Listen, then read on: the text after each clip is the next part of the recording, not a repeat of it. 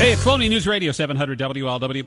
Trying to figure out the Trump tax cut proposal here. Last week he made the big announcement, and it is so far it's moving forward, cutting the corporate tax rate. To me, in my mind, that's the big one right there, is to take all this money and repatriate it in the country. When you're talking about the largest corporate tax rate in the world, getting that down to a manageable number seems to me. After that, then we start to talk about things that may or may not have a direct effect here. The top tax rate coming down to 35% in the debate over whether this actually helps the middle class. On that, he's a strategist with the GOP. Aaron MacPhie, good morning. Good morning. So take us through this thing. Obviously, the corporate tax rate, what is that going to do for the economy? You lower this thing, and we're the highest in the world, which is absolutely ridiculous. Getting it down to a manageable number, I think, is a great start. Yeah, I think the hope is to have businesses actually conduct their business in the U.S. and stop, sending jobs and that overseas to where there's lower tax brackets in other countries.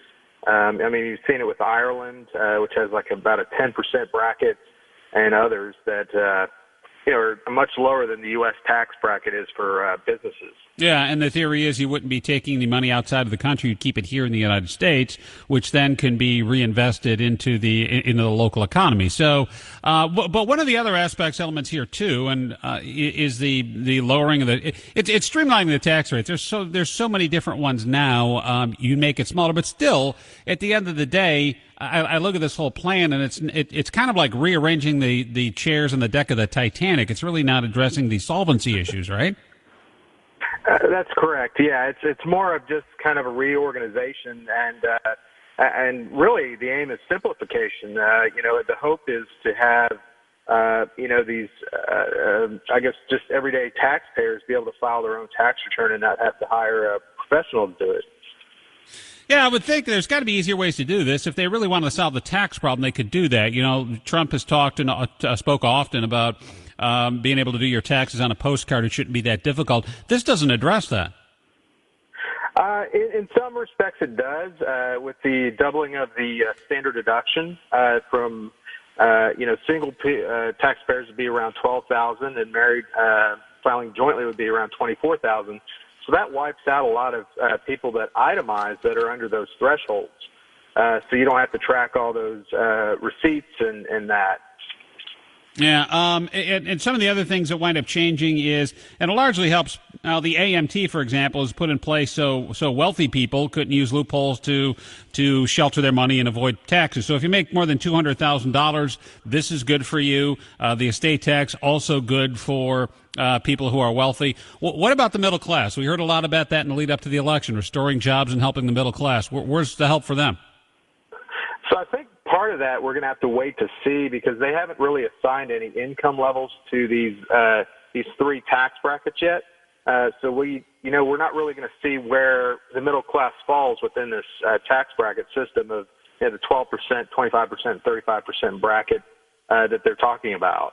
So it's there's a long ways to go, and quite a bit's going to be fluid and change over time. So it's hard to predict right now what's going to happen and what the benefits will be. It seems to me if you're selling your whole campaign, though, is on helping the middle class and the little guy, that'd be the first item that you would get help, not wealthy, not the top 5%. I agree, especially if he wants to get reelected. Yeah, right. Right there, isn't it? It's like, great. Well, okay, so let's see. You've got the AMT disappears, doesn't affect me. You got the pass-throughs and the stuff for big business people, doesn't help me. The estate tax disappears, helps me a little bit, but not much. But by and large, I don't see much for the middle class here. And it's like, well, we'll have to pass it to see what's in it. It's starting to sound like that. Right. Yeah. Exactly. Why don't we just change the tax structure as it is? I mean, you replace the corporate tax income with I've heard about a cash flow tax and things like that. It seems like a rather easy proposition, or at least a reduction in it. Why is it so difficult to do something that is earth-moving and ground-shattering rather than something that's incremental like what's being proposed? Well, the issue is there's been probably about close to 30 years since we've had any monumental tax reform. And there's been a lot of court cases and a lot of litigation and a lot of really smart corporate attorneys and tax attorneys and tax CPAs out there that, further refine the rules. And so, it's hard to define exactly what is income. And, as long as there's resourceful people out there, it's going to be, difficult to kind of narrow things down and simplify. On the show this morning on 700 WOW, Aaron MacPhie, he's a strategist with GOP. One of the other elements here, too, and you heard about this, is someone who came of age under Ronald Reagan. My first vote cast was for Reagan as president for his second term when I became emancipated at age 18. And that is this, is that the idea, the cornerstone of GOP the economy is you cut taxes, it's going to create jobs. We've heard that for a long, long time, and the most recent example, I guess, would be in its application. Kansas tried this, and from what I understand, I'm not an expert on the Kansas economy, but the Kansas economy is not doing so well. Is that actually a myth now or a truth? What have we learned in the last 30 years? It's all dependent on business owners. If they want to hire new people and expand their workforce and spend the tax savings on that, then I think it would definitely help out, with jobs in the economy. However, if they just decide to keep those extra profits, then that really doesn't help anybody. Right. So here's the problem is in order to increase wages, you have to have a increase in the demand of talent. We see that now, right?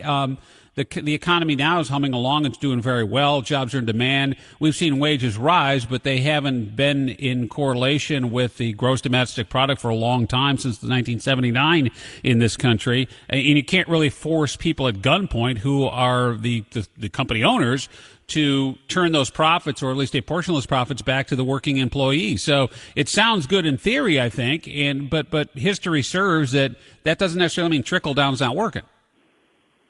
That's true. Yep, that's true. And of course, these business owners, they go out and buy things too with that extra cash. So sure, that could have an indirect, increase to the economy. Right, but not enough to affect real wages, though. I think. Yeah, you go out and but again, you have the problem is you have the top 1 or 5% buying stuff, which is great.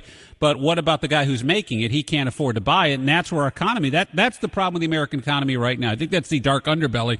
Yeah, the Dow's hitting records and everything's great, but man, you just get a sense that people are still one paycheck away from being in the poorhouse, and we haven't seen wage growth and keep up with inflation, and certainly keep up with the GDP in a long time, in a couple generations.